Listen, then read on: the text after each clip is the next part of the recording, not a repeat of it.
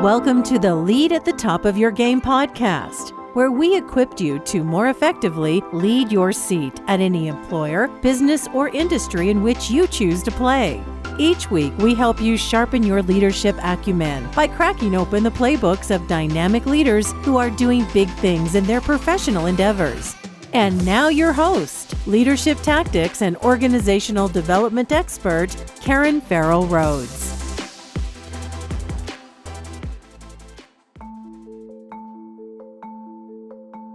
Welcome back to the podcast, everyone, and thanks for joining another episode designed to help you better lead at the top of your game. Now, as you know, for season 3, each month we're featuring leaders who have fascinating roles in a particular profession or industry. And today's episode is part of our special series featuring those leaders who are navigating the digital world. And now, enjoy. Hey there, superstars. This is Karen, and welcome to another episode of the Lead at the Top of Your Game podcast.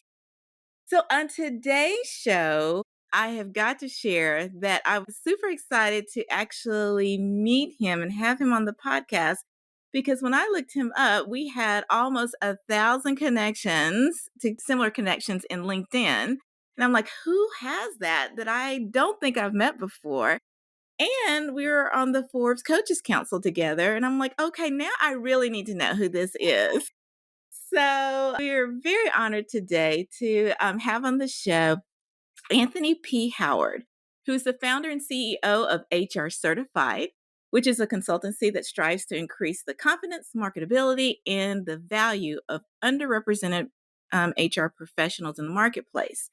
Now, Anthony is a certification coach as well, and he helps HR professionals at all levels achieve their career goals through the power of certification.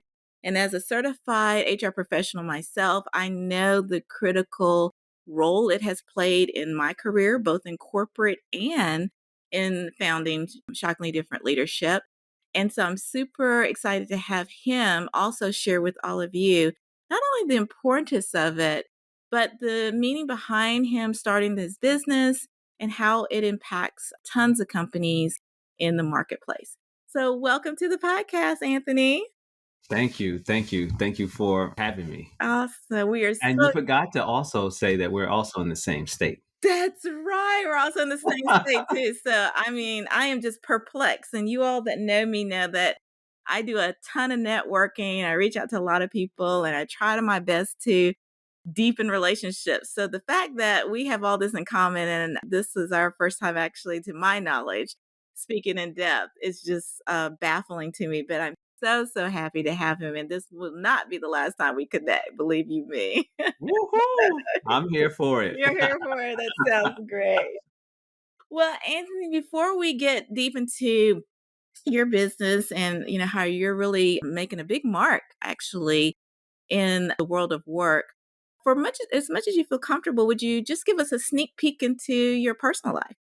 Yeah. Well, I always begin off with that. I'm a grandmother's child. I grew up on the south side of Chicago, and I also wanted to be an elementary school teacher. So I fell into HR early after I realized that I actually didn't want to be a teacher of the children. I wanted to just have an impact to the children. And now how life has just evolved to now entrepreneur and business owner. A little bit about me is that I've always been naturally curious. I'm that one that go deeper. I read encyclopedia, the encyclopedia set back in the day before Google. I'm guilty. I've done it too. Yeah. I'm a nerd in that sense. I read passages like when my grandmother would smoke, I would look up cancer in the encyclopedia and show her how her lungs could wind up looking. Oh, wow. I was that person, right? I'm also a gamer. Well, I'm not as much of a gamer as I was. My sister has taken it to a whole nother level. She's an entrepreneur as well. And that kept us out of trouble. But I didn't just play like button masher games. I strategy games. I played the things, the story. I needed to know what happened.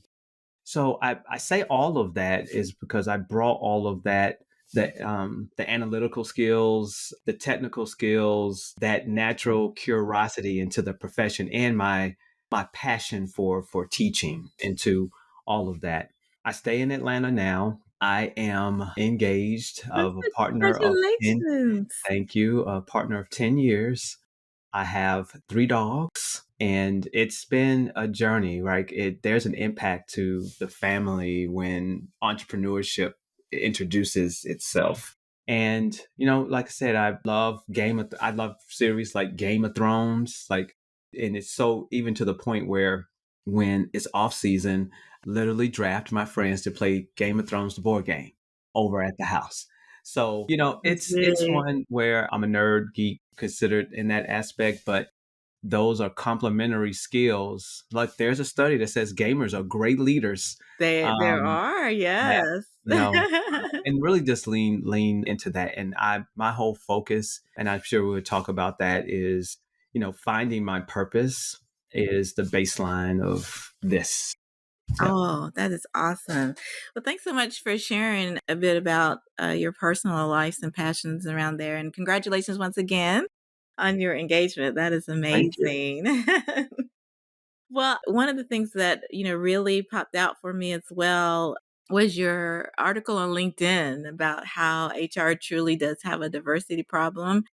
And I've had my own whole career there. I've seen it, but it's not really talked about a lot, especially for yourself as a male of color. That is rarer in HR than one might imagine. And so, can you share a little bit about, why you use that fact or how you use that fact as a driving force in your business for HR Certified? Yeah, I think one of the aspects about working in this profession is that there's a passion that drives people to want to be in it. Mine has always been around creating inclusive workspaces. And so throughout my career, I think about those defining moments in which my diverse perspective changed a business decision to be more inclusive. And I think about the future of our workforce as being more diverse than ever before, multicultural, multi-generational.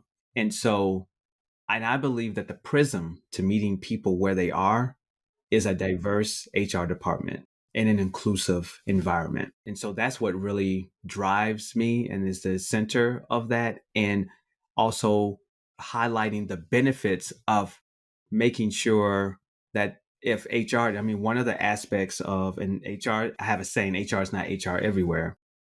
But if there is a fundamental belief that HR is a microcosm of the organization, it should be reflective of that with its employees and its customers. And I've worked in environments in which our customers or the customers is diverse, but the people who work there are not included in HR. Yes. And just looking to change the dynamic, because as we're just moving into this new digital era, it's going to be about really being able to meet people where they are Where they more are. specifically. And I believe that that's coming in right in time, even though I stood for that during a time in which that opinion and that approach wasn't openly embraced. That's right. That's right. I remember that too, even when I started out years ago, years ago. But let me take a step back and let you share with the audience a bit about your firm itself. What do you all do? We started going into why it was meaningful, and that was on me. A little rusty in this new year. But can you share with the audience a little bit more about your company and what you all do? Yeah. So, again, my company is named HR Certified. That's very intentional because one of the things that is valued for the most part, not comprehensively, is the value of certification. And looking at it as in our industry, there's just an expectation that you prove that not only you qualify, but you're serious about this thing. That's right. And certification does that. If you go through that whole process, it does that. And then there's another aspect about HR, which is there's no SOP for the work. Mhm. It is one in which you have to be as agile and resourceful as possible to deal with the dynamic challenges that's going to present themselves in whatever environment that you're in. And it has been truly the game changer for me to not only make the pivot into HR, but to be successful in it, regardless of wherever I've been. And so with that, I use the HR certification process, or our organization uses it as a pathway in which other aspects that I didn't receive and throughout my career are there for the underrepresented. And that's coaching, that's being able to expand your network, as well as community, to be able to bond with and mesh with those that look like you that you may not have in your workplaces. And I believe that's the difference between checkers of just getting the letters and chess, That's right. and being able to be agile in this space and pivot. Because I just believe that this profession in general is one of the key aspects is being able to master the art of the pivot. That's right. And it is so critical amongst that. And I always share with people that, sometimes HR professionals need help too. We're always the resource people go to within a workforce, but they forget that we're people too. And sometimes, we need help as well. And the fact that, those who are underrepresented have additional challenges on top of some of the normal challenges in our profession kind of complicates our profession even more because it's very high risk. Our job in HR is to reduce risks for companies as much as possible. Keep the workforce engaged and productive and be a value add versus a pure cost center, That's right. to the company. And there's a lot of dynamics that people who aren't in HR just don't get, right? So I think it's fantastic at the work that your team is doing to bring or to up level the competence and provide support for a segment that is in real need in our community. So I give you kudos and give you your flowers for that up front. Yeah, it's really about enablement differently, and also, being able to be comfortable enough to be able to understand what your unique identity is. Because along the way, I lost mine, but I've regained it fully. Nice. So I'm going to just ask you the question. I think I might know the answer, but I want to give you a chance to articulate it. If I did not know about HR Certified before, I would question, well, why can't someone just go to SHRM and get, or become a member, our professional association? For those of you who don't know, SHRM is the Society for Human Resource Management, which is an international organization, professional association for HR professionals. What does HR Certified offer that folks can't always get in the SHRM offerings? Yeah, and I think that my approach in general in business is, of course, you have to analyze the landscape to see what's going on, but you really have to craft your own path. I believe that there are certain objectives that we accomplish that others do not, including SHRM. And one of those is a redirect in not just passing the test. There's just a lot of focus on Yes. strategies on how to pass that particular, like I'm going to say, algorithm, Yes. that particular formula. And this is not the ACT, this is not the SAT, this is not the GMAT, this is not a one-time event. No. This is the body of learning, of knowledge towards that. And I think people get so caught up with how complex that the SHRM test is, Yeah. that they feel like the only way that they can decode this is to go to one source. And we're here to say that HR, that there's an HR core that regardless of how you spin it or what fancy words that you have with it, that it's one that you can use regardless of where you're at. And that's what we lean into, is an HR core. There might be some bolts that number one, there's no program that's going to teach you everything as it That's relates to right. this profession. No, there's nothing. But what you could be rest assured is that there's an HR core that regardless of where you go, it will translate. That is an aspect or an ability of HR, is that you have to have that skill to be able to interpret the different ways of saying the same thing, right? And I've been a master of being able to synthesize a whole lot of information and make it simplistic. So that's number one, is that there's not one source for HR information. That's right. Right. Number two, that don't take it as a pass fail exercise. It is one that this is a grand opportunity, and I'm exhibit A on how you can navigate it. I've navigated these spaces, high tech industries, biotech, biopharm, without a bachelor's degree. And I was able to take the learning experience and really make myself the most agile. And that's what I have infused into our HR Masterclass program. And then the other aspects around it is the specific needs of the underrepresented. Now, like I said, that it's not built around that, right? It is built, and this is my personal aspect, is that it's more about those with the whole purpose of HR Certified is to break down the barriers of underrepresentation in the first place in the HR industry. And a lot of that is the lack of mentorship, the lack of intentional effort. And there's always talk about the underrepresented, but no one talks about it loudly. No. And one disappointment that I do have is that I hear the president of SHRM talk about diversity, but I don't hear him talk about it specifically to our industry. No one's talking about it. No, they're not. And I believe that They're really not. it's time to have an intentional conversation around it and not wrap it around status, money, power, authority, I agree. but around the right things. So, Anthony, are most of your participants in your programs, are they most of them HR professionals who want to grow, or are there people in other job professions, like, I'm just making it up, like marketing or something, that want to increase their HR skills that attend as well? What's your mix? Yeah, I'm glad that you mentioned that. So we have two flavors of the HR Masterclass. Okay. One of them is for professionals that are already in it, 2 or more years of experience. Yeah. Then I'm really, really proud of the Associate HR Masterclass, in which anybody, like, no experience, 2 years or less, can go through and get a version of the Masterclass. So I've had every bus drivers, masseuse, cops, like I have office administrators, office departments of ones, business leaders. And with it, we take the power certification for the APHR, the associate PHR, because it's a knowledge-based exam. Right.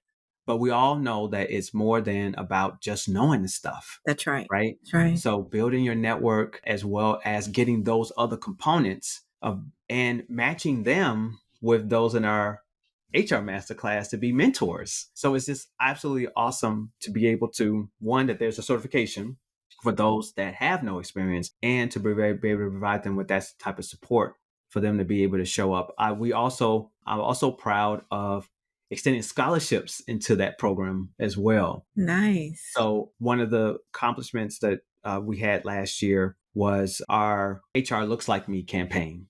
And with it, we were able, well, first it was bootstrapped, but now by swag, HR Looks Like Me, and then we use the proceeds of that to fund our scholarship.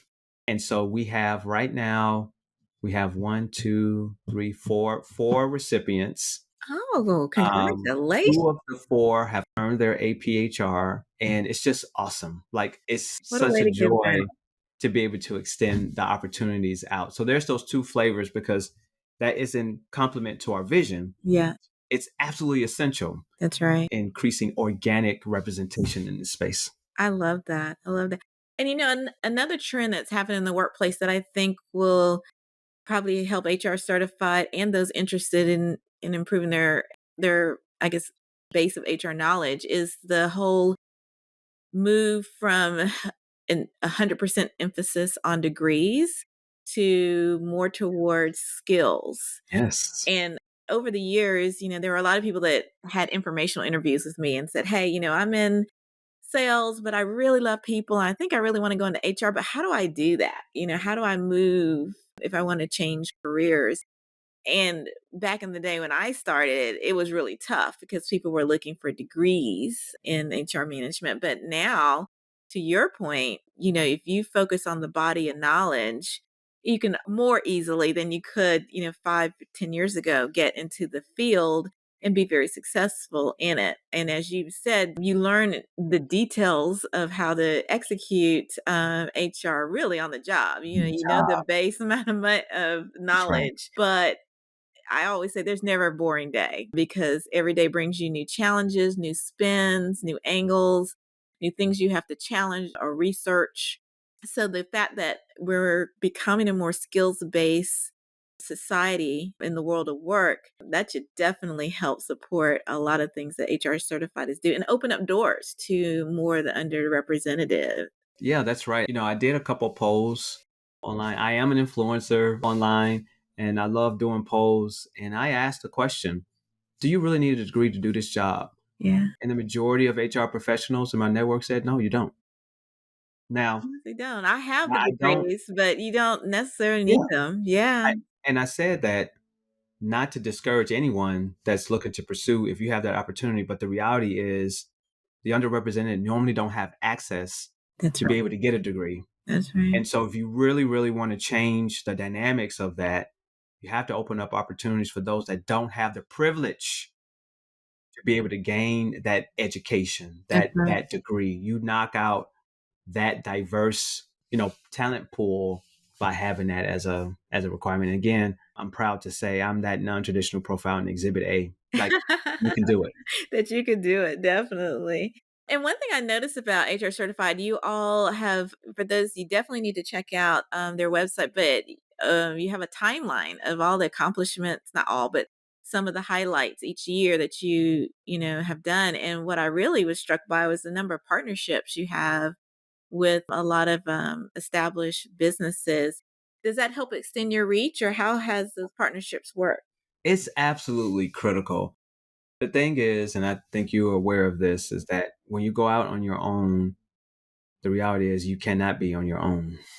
Your success is not contingent upon just you. I really thought that with my knowledge and my experiences that I'll be able to come in and have literally the logo speak for itself. And oh, did I learn very quickly that's not the case. You have to have those that believe in you. You have to develop those partnerships, those strategic relationships, because that is the sauce of what's going to really propel you to the next level. That's right. And I will say I enter this phase of my life and of leader of this business in gratitude. I don't think I even realized the impacts that I was making throughout the course of my career that was planting the seeds for the things that are happening to manifest now.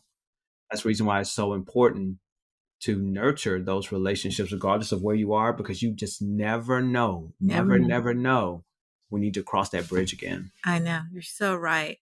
And I'm glad you recognized that early on in your career because I didn't realize it until closer to I was moving out of corporate. People said, you don't realize the gift that you're given by, helping others and partnering with others and things like that. And it just didn't hit me because it was second nature. But I'm so glad you got that, reality now with you. Now, and I'm just curious for you, Anthony, what does it take for you to lead at the top of your game? What things have to be in place for you to operate at your best? Yeah, and I believe that that's also the reason why I moved into being an entrepreneur, right? Because again, my saying is HR is not HR everywhere. And I realized that I've always been an entrepreneur. I didn't know it. And depending on the environments, there are certain environments that don't welcome that, That's true. right? And so for me, to do my best and show up, I always go by, I am purpose driven and values based. I show up in the way in spaces, I add value to the spaces that I am in versus adapting to them, right? So for me, I have a theme, right? What's your theme? My theme last year was, really just putting it in the season was like, can I do it? Literally, that was the theme. Now, I didn't know that was the theme, but it was. I was trying to prove to me and everybody else that this is a thing. Right, right. Now, the theme of this year is called ETO, Huh. Empower the Others.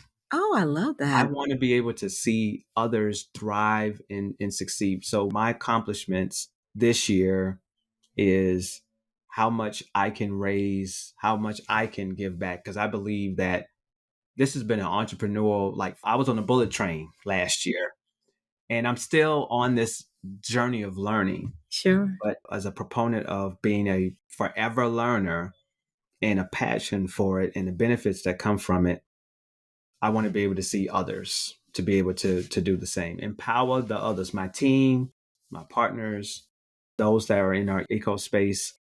That's my mark for 2024.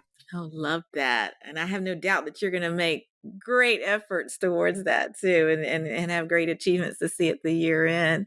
Well, I know we're running up on time, but I can't let you out because one of our favorite things to do with our guests is to ask your opinion on which of the leadership tactics on execution that I write about in my book really resonated with you.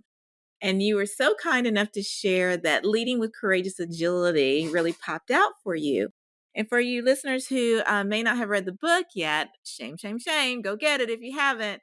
But leading with courageous agility is all about having the courage and fortitude to do what you think is right, even if the future is unclear or uncertain, but just, kind of having that courage to still go forward and do what you think is right based on your personal beliefs and values. And so, Anthony, we're just curious on why that one in particular resonated with you.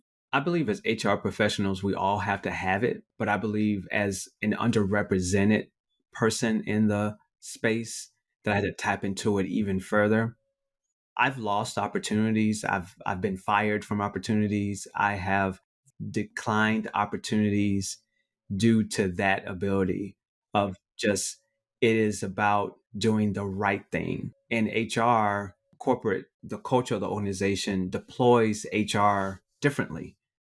And it spans from it being extremely tactical to being extremely strategic to it being weaponized to it being used the right way. And with that, our mission and our vision is to increase representation. And it does require courageous agility to say that the industry is underrepresented, that we have a diversity problem. And it is one a core element that's going to be key in meeting our next generation where it's at. That's right. And so being able to have those conversations in a way that joins people and not divide them it takes just that. It sure does. You're so right. It sure does. And what I want the listeners to know that, and I know a lot of you out there feel this way because I've spoken to quite a few of you, if you have a desire to up-level your acumen in some of the main skill areas of people strategy or HR and employee relations, I definitely need you to go to HR Certified site or reach out to Anthony directly. Let him team talk to you about their programs. I'm sure they'll give you, a ton of more information because this is a safe space for you to gain this body of knowledge with empathy and understanding and with a cohort of people that you're all learning together. This is a way to help move your career and base of knowledge forward so that you're more competitive when you're going up for roles of bigger scope and responsibility. Now, we're going to have all of the information about Anthony and HR Certified in the show notes. But Anthony, I want to allow a few seconds to give you voice to share with everyone where to best find you and reach out to you. Yes. So definitely you can find me on LinkedIn, Anthony P. Howard. Very important. Yes. You can reach us on our website at gethrcertified.com.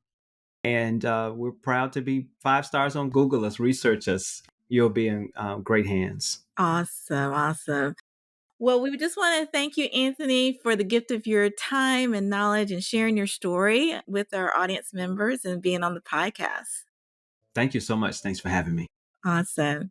And thank you to listeners for the gift of your time in joining and listening to another episode of the Lead at the Top of Your Game podcast. As you know, I only ask that you subscribe and share the podcast with just one friend, because by doing so, we can help expand our reach to help others just like you to lead at the top of your game. Thanks again for listening and see you next week. Bye. And that's our show for today. Thank you for listening to the Lead at the Top of Your Game podcast, where we help you lead your seat at any employer, business, or industry in which you choose to play. You can check out the show notes, additional episodes, bonus resources, and also submit guest recommendations on our website at leadyourgamepodcast.com. You can follow me on Twitter, Facebook, Instagram, and LinkedIn by searching for the name Karen Rhodes, with Karen being spelled Karan. And if you like the show, the greatest gift you can give would be to subscribe and leave a rating on your podcast platform of choice. This podcast has been a production of Shockingly Different Leadership, a global consultancy which helps organizations execute their people, talent development, and organizational effectiveness initiatives on an on-demand project or contract basis. Huge thanks to our production and editing team for a job well done. Goodbye for now.